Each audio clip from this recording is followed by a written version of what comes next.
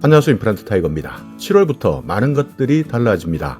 정부에서 지원해주는 각종 지원금들도 새롭게 발표되었는데요. 실제 내가 정보를 알지 못하면 이런 지원금 있는데도 불구하고 확인하지 못하는 경우도 많습니다. 그렇기 때문에 반드시 이런 정보는 알고 계셔야 되고요. 혹시 주변에도 이런 정보가 필요하다면 많은 분들에게 공유해 주시기 바라겠습니다. 자, 이번 내용은요, 보건복지부에서 실시하는 지원금 제도입니다. 개선된 보건복지정책 하반기부터 시행한다, 이렇게 알고 계시면 되는데요. 첫 번째는 상병수당 시범사업을 실시합니다. 만약 내가 아프기 때문에 일을 하지 못한다, 그렇다면 생계에 커다란 영향을 끼치는 분들이 많습니다. 그렇기 때문에 아픈 몸에도 불구하고 일을 하지 않는다면 생활하는 데 지장이 있기 때문에 아픈 몸을 이끌고도 악순환의 연결이 많이 생기는데요. 그렇기 때문에 이제 아프다면 쉴 수 있도록 상병수당, 일하지 못하는 기간에 수당을 주겠다 하는 것이 상병수당 시범사업입니다. 일하지 못하는 기간 동안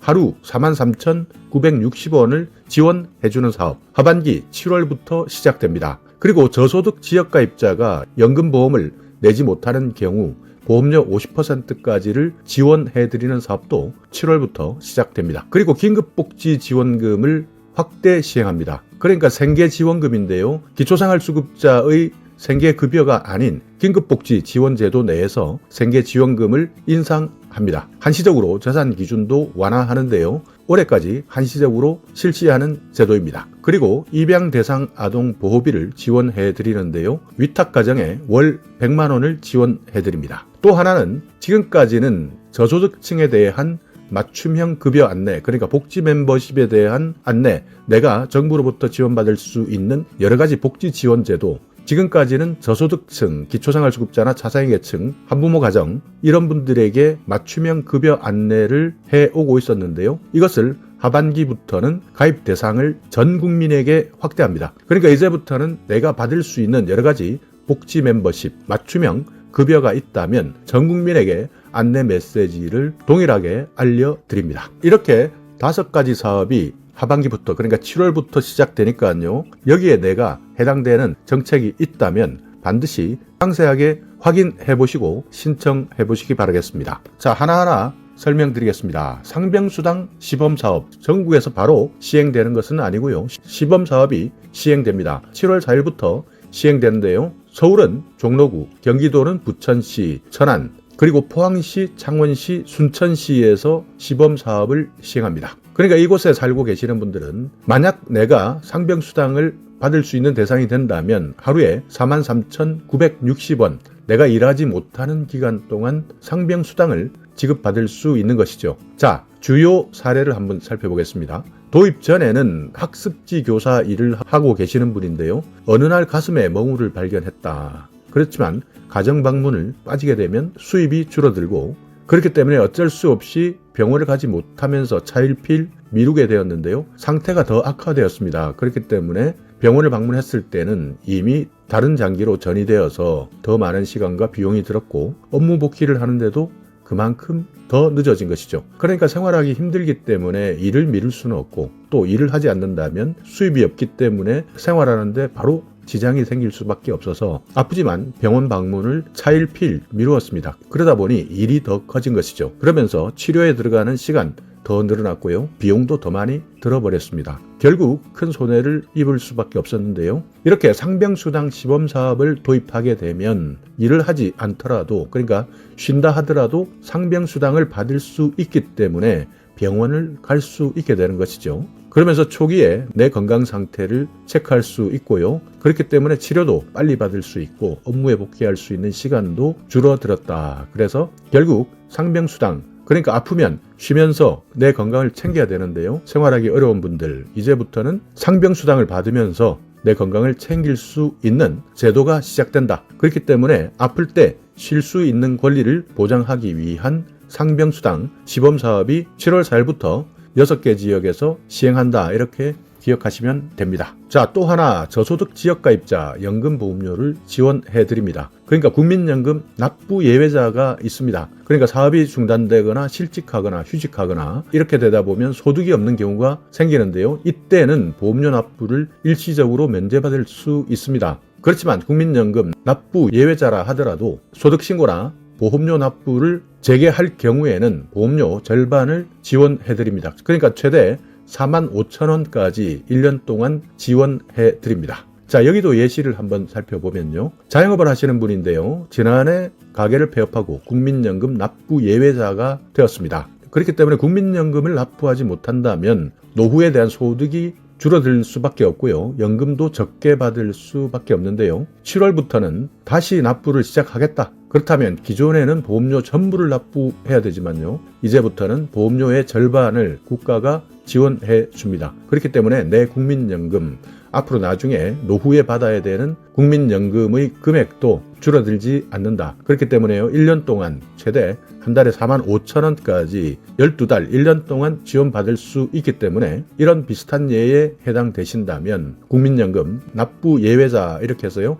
국민연금을 미납하는 것보다는 절반 정부로부터 지원받아서 연금보험료를 차곡차곡 쌓는 것이 훨씬 이익이 될 수 있는 것이죠. 전체 지역가입자 683만 명 중에서 납부 예외자 308만 명, 그러니까 약 45.2%, 거의 절반 수준에 이르는데요. 이런 분들이 납부 예외가 아닌 국민연금 혜택을 누릴 수 있으려면요. 절반 정부로부터 지원받을 수 있는 연금보험료 50% 지원사업 신청해 보시기 바라겠습니다. 더 상세한 내용 궁금하신 분들은요. 국번 없이 1355번에 전화하셔서 안내 받으시면 됩니다.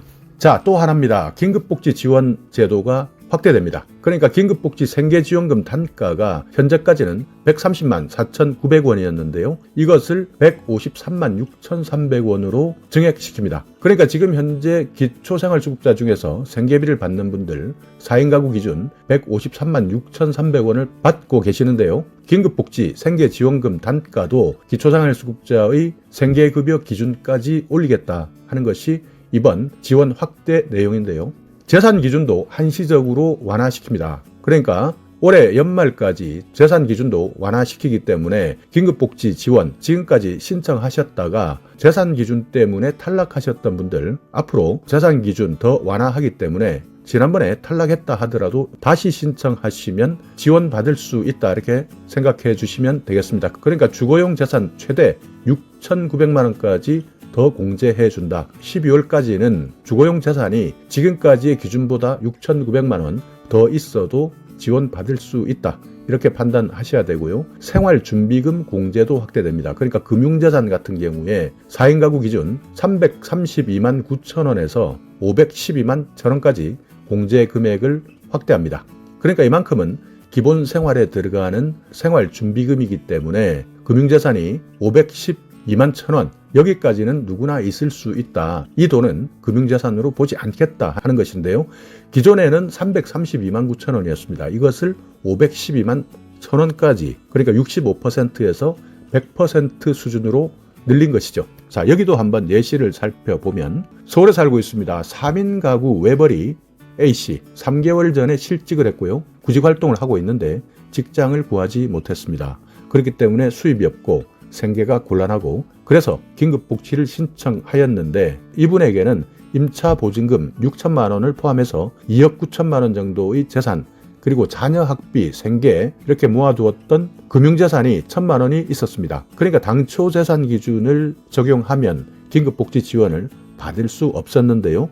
재산 기준이 한시적으로 완화되면서 임차보증금 6천만 원 공제해드리고요. 그러니까 빼준다는 겁니다. 그러니까 이 재산은 실제 재산에서 계산하지 않는다는 것인데요. 여기에 내 통장에 들어있는 생활준비금 이 금액도 확대시켜서 긴급복지 생계지원금 3인 가구 기준 125만 8,400원을 받을 수 있게 된 것이죠. 이렇게 생계지원금 125만 8,400원 보통 3번까지 받을 수 있는데요. 최대 6번까지도 받을 수 있습니다. 지방자치단체마다 예산 사정이 조금씩 다르기 때문에 이 부분에 대해서는 내가 살고 있는 곳, 시군, 구청 어떻게 운영하고 있는지 한 번 더 확인은 하셔야 됩니다.